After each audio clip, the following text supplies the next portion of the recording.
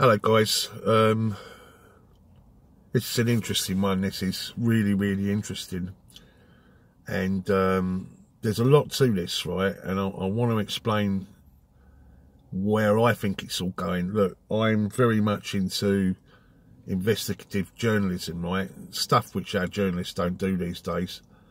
For the last 10 years I've been doing a lot of self-studying, let's put it that way.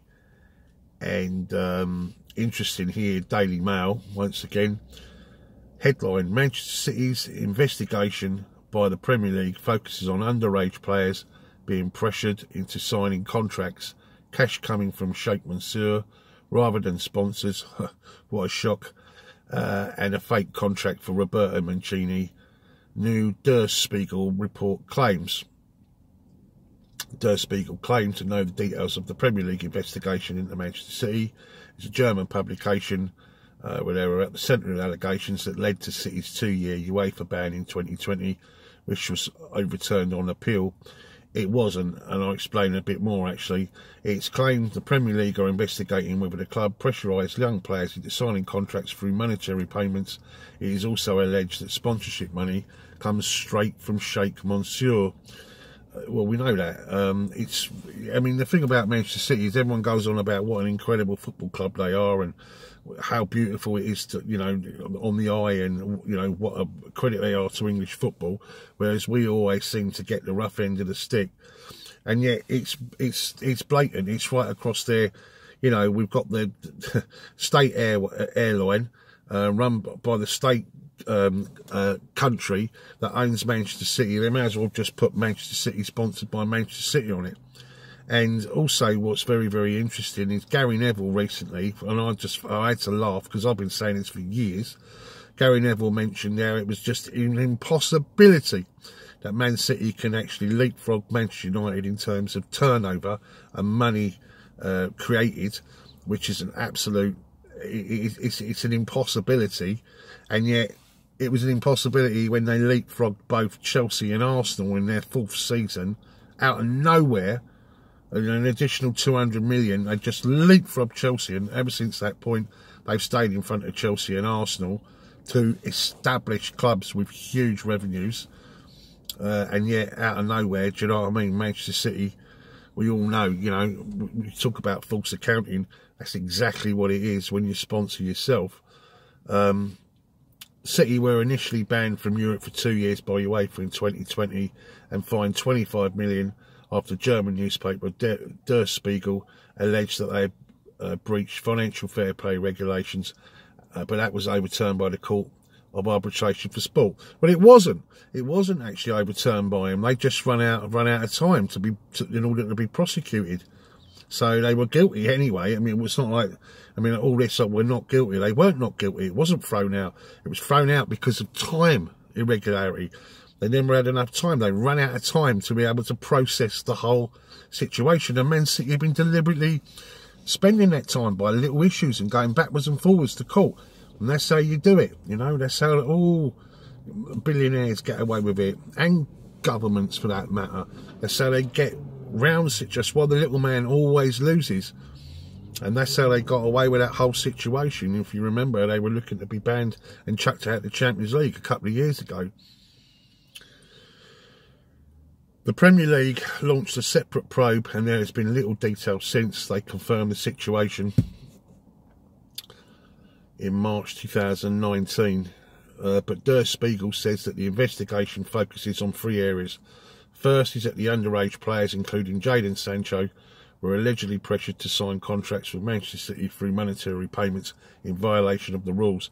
Second, that club sponsors in Abu Dhabi are suspected of having provided only a portion of their payments to the club themselves, with the majority apparently coming from Sheikh Mansour himself. Well, that's right. I mean, that is worse than anything you could ever imagine. But they do it. They've always done it. City Group. It's an absolute, it's complete and utter false accounting, you know. It makes me sick when you watch them on the TV and everyone's, you know, superlatives are purring out of their mouths and that, and you see it blatant across their top. They're the actual stadium that they play in. You know, it makes you sick. Secondly, that the club sponsors in Abu Dhabi are suspected of having provided only portion of payments.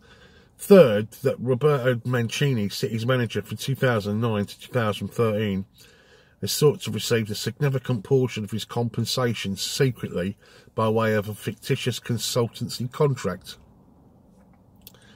The report also reveals alleged details of Mancini's contract, including a $4 million bonus for winning the Premier League, $3 million for winning the Champions League, $1.5 million for the FA Cup and $1 million for the League Cup. It also claimed the Italian deal included 8 flights a year between Manchester and Italy for him and his family, £7,500 a month towards accommodation costs, 6 tickets for each and every home match, and £24,000 a year for a car lease. City have always denied any wrongdoing. Well, it's not like they're not going to do that, is it? And the Premier League declined to comment on the report. Well, of course, they don't want to get involved, you know, they don't want shit on their shoes, that's for sure, because it makes them look absolute fools too. You know, it absolutely stinks, every fucking part of this.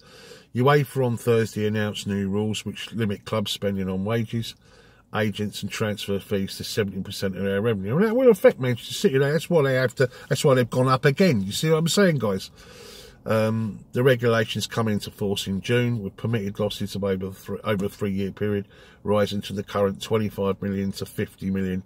More stringent punishments, including points deductions, demotions to lower ranking competitions, and potential exclusion from European football are set to be introduced. Well, can we wipe out all of Manchester City's titles that they've won over the last 5-6 years? And it's been blatant, absolutely blatant. And this is why Newcastle will never, ever get to the heights of Manchester City. It doesn't matter how much money they got, they may have trillions in the bank. And it's also a little thing with the Chelsea fans out there, when they wanted the Saudis, they wanted unlimited money. It doesn't matter. You just need honesty, good owners, solid stock. Yes, you do need money. You need to be able to, you know, to be able to do things like that. But guess what, guys? Football's going to change in the next 4 or 5 years. I'm telling you now, because one of the conditions of sale, where all those bidders were bidding for Chelsea Football Club, and the biggest USP, unique selling point, right at the top, was European Super League. But of course, it will be packaged in a completely different way, but it hasn't gone away, because guess what? JP Morgan, right, okay, always one of the top 3 shareholders of every company that's out there, multinational, yeah, is part of it. And trust me, if they're part of that, okay, it's going to happen, yeah. And they've already been meeting up as well, you know, sort of process. It's not going to go away, guys. Now, here's the conspiracy theory, right? Because we know Manchester City are guilty of the rights, whether they face the same situation as Chelsea and the like, I really do not know. Will they get away with it again? I really do not know. Will they slip away through the rules? Probably, yeah, because that's how it's been allowed to happen.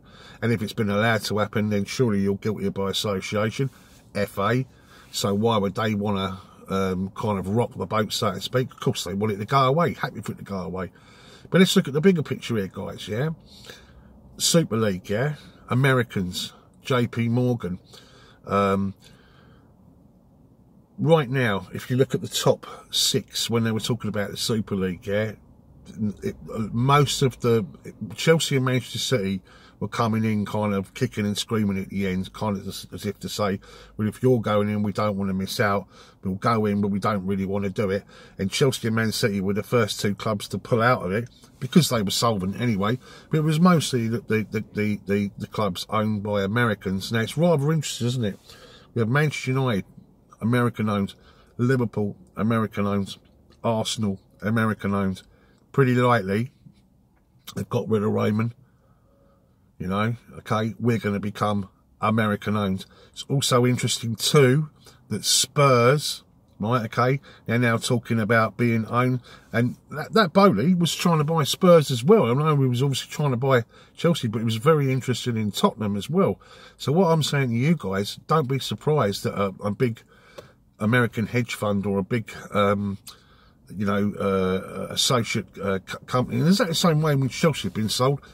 Don't be surprised to see Spurs sold in the next 6 to 12 months too. That's on the cards, guys. That's going to happen, and it's going to more likely to be an American, because their association with the NFL, etc. So that leaves 1 football club. Interesting. Are they looking to rock the boat there? Are they looking to now maybe attack Manchester City? Will they attack Manchester City? And in which case they'll go, well, do you know what? Because these football clubs will be worth 10 times, 20 times more with these new leagues that are coming into effect. And I'm telling you guys, yeah, football's about to change. Everything is about to change. And it wouldn't surprise me that the big six all become American owned. And we move into a new chapter, a different way of watching our football. And these Americans, they know that it's the marketing side, yeah? Because take Chelsea, for example. TalkSport say we got 1.35 million supporters worldwide, yeah? We are apparently the second biggest worldwide supporters base in the UK and the fourth in the world, behind Man United, Barcelona, Real Madrid. That's a fact. It's online, check it out. Now, 1.3 million people paying £20 a month or £10 a month even for a season ticket. You can see where I'm going with this now, guys. It could be worth millions, billions to these football clubs. And that's the only way. And I've done a piece, you know, on Chelsea SW6, you know, basically mapping out where the future's going. And trust me, yeah, if you're paying 36 or 40 quid's worth of subscription cost to Sky, the games that you tend to watch, right, okay, the big games, yeah, United, Arsenal, Liverpool, Man United, Chelsea, Man United, Chelsea, Arsenal, they're the ones, right, okay, that get the big audiences, and they're the ones where they make the most money, right, okay, through the sponsorships, and how they sell them overseas. It's certainly, with the greatest respect in the world, not about Burnley versus Watford, yeah, with all the respect in the world. So, if you look at the increments, the way the league goes down, it ain't fair for the top six. It's not at all, because they've got a lot more to push to put in. So they will be rewarded, and trust me, guys, this is all about to change. Oh, what a tangle web we weave when we practice to deceive. I just think this is the thin end of the wedge, and everything is about to change. You can call it a conspiracy if you like. I just think there's no smoke without fire, guys. And let me know what you think down below in the comment section, and I'll speak to you soon.